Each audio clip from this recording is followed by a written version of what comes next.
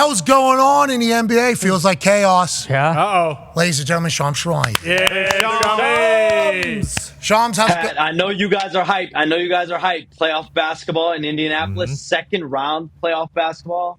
We haven't seen this since the Paul George days. And it's a big moment for you guys. And Caitlin Clark sold out an arena for a preseason basketball game last night. That's normal. That's normal. We already know that. That's not normal. This is brand new here. That was the first time in Indianapolis. With Caitlin Clark, it's going to be a given everywhere she goes. Agreed. Shout out to the Fever getting a big win last night. That's right. Massive. Connor was there actually sitting courtside. Had eyes on the team, on the game, on the logistics of how we'll be attending these games. Yep. It was a beautiful night for the Indiana Fever, who stuck around afterwards, signed some autographs with these kids, these new fans, maybe the people that traveled hours and hours and hours to get there to watch Caitlin Clark because their daughter just got into basketball. Why? Because Caitlin Clark's there. Well, they made the local media wait 30 minutes Can't do that. afterwards. Cannot do and that. some of the local media were not happy. We got deadlines. You know, some of the local media do hard things, get suspended. Other local media upset that they're signing autographs for kids. Sure. Really doing well here. Crushing it. Really doing well here. Good job. Titled bunch. It really is doing great thing. But let's not talk about the Indiana Fever era that is about to tip off next Thursday night in Indiana. Cannot wait to watch that.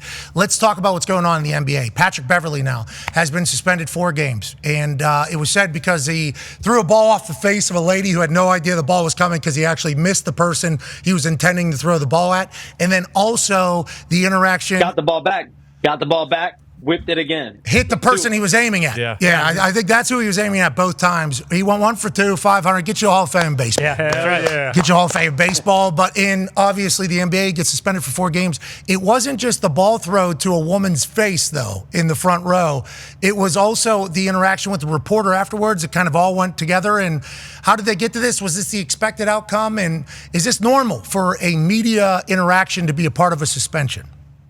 Yeah, a couple things. Definitely the word was that Patrick Beverly was going to get suspended. It was going to be more than just 1 game. He was suspended a few years ago in 2021, I believe, for pushing Chris Paul in the back in the last game that he played. He ends up getting suspended for 1 game after that series, and that suspension kicks in the following year in 21-22. So now, again, if Patrick Beverly does sign with a team this offseason as a free agent, which you would assume so given his pedigree, he's going to be suspended for 4 games. So, yes, part of it was a good part of it was the fact that he threw the ball into the crowd twice. So first time he throws it in, it actually hits one of the females in the head, and that is now open to a police investigation. The fact that his interaction, the incident between him and the fan, and I'm told the focus of that police investigation is around one of the females being hit in the head with the basketball, and then he gets the basketball back and whips it back at the fan that he was trying to whip it at. Shout out, that fan took it. He ate it like a champ. I believe he might have even caught it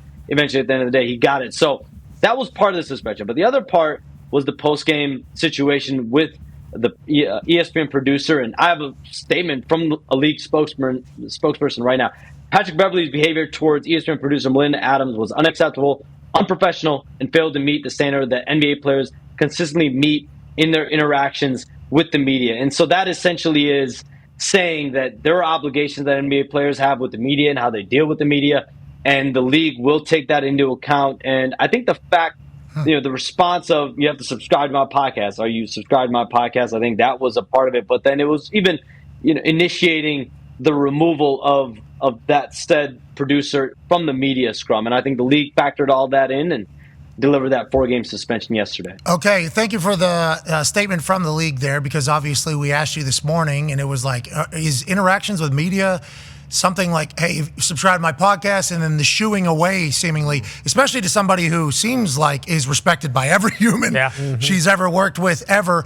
It's a whole thing like, hey, you didn't represent the NBA in Indiana, and that is a 4-game suspension, and we don't want anybody else potentially feeling like they can treat people like this if they're representing an NBA team. That's kind of what the statement says and how you're viewing this?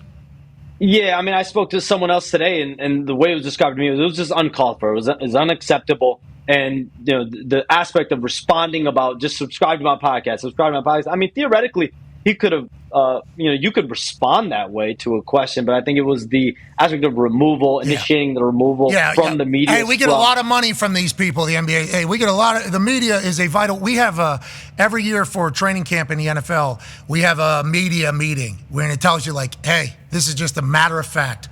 Our relationship with the media is a massive piece of the business of our league. Like, there is times where you're going to have to speak when you don't want to speak. They are a crucial role of it.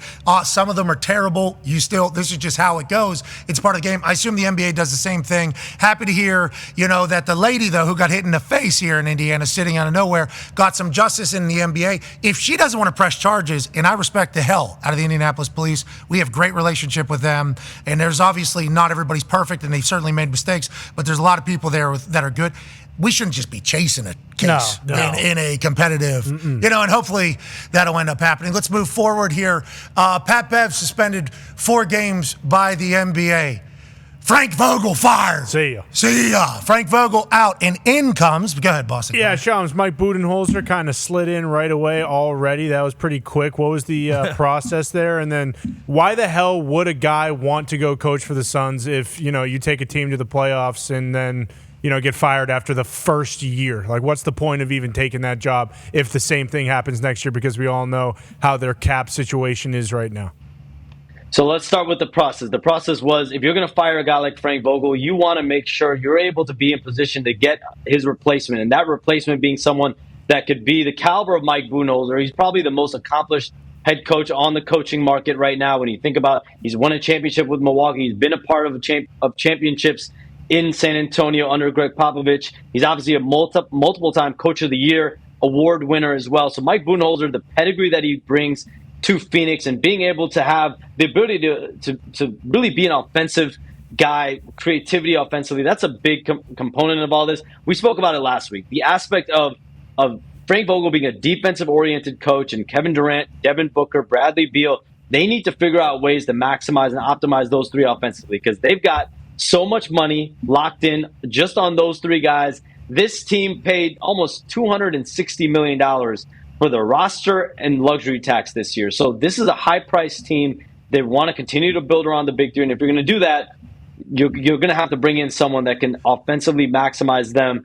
And so they targeted Mike Budenholzer. They're having discussions with Mike Budenholzer to nail down that contract, but the plan is to hire him in the coming days. He is starting even conversations with the Devin Bookers and Kevin Durants of the world this weekend to start the ball rolling on that relationship. But the why of it all is the talent at the end of the day. When you have Devin Booker and Kevin Durant and Bradley Beal, there's not a shortage of coaches out there in the market pool that really views those 3 guys and really thinks, how can I turn this around? How can I go into Phoenix and turn this into a winner? Because the talent, from a talent perspective, they have guys. And it is Mike Budenholzer. He's got the pedigree. He's never lost anywhere he's been. He's won in San Antonio as an assistant.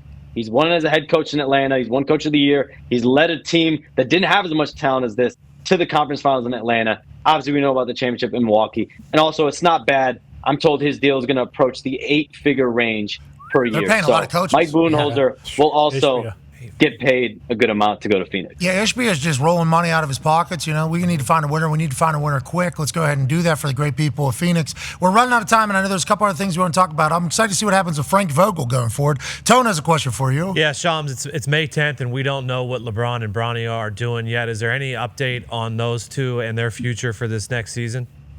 Yeah, LeBron James still, from everything I hear, wants to play up to 2 more NBA seasons. And the assumption around the league, and obviously the Lakers want to bring him back. And the Lakers want to be in a position where if it is drafting Bronny in the second round, they do have interest in bringing Bronny James in as a draft pick. So Bronny James is going to start his process at some point here, either before the draft combine next week in Chicago to go work out for teams or after the draft combine. But he has to get full clearance to go work out. Obviously, he had the heart incident before his USC tenure last summer. So Bronny James is getting back on the court. We'll see where he ends up in the draft. But LeBron James, by all accounts, I think the Lakers are in position. The Lakers are in position. Well, that's a totally different story. They're going to start interviews here shortly. Vogel? I think next week, the week after that, I would expect the Lakers to really ramp up their head coaching search. Frank Vogel was there before. I have not heard him as he wants to get back. Come on. JJ Redick's going to get that job. Backwards hat wearing ass. JJ Redick's going to get that job. I would look at names like Kenny Atkinson, JJ Redick.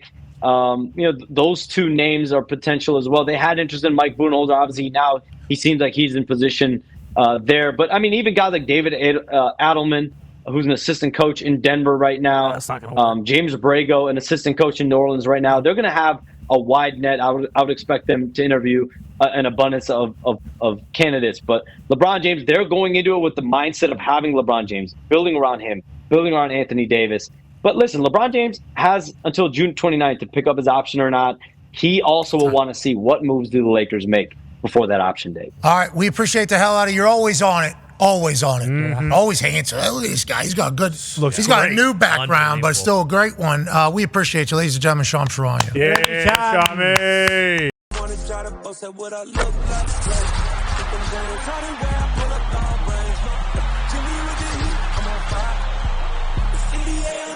NBA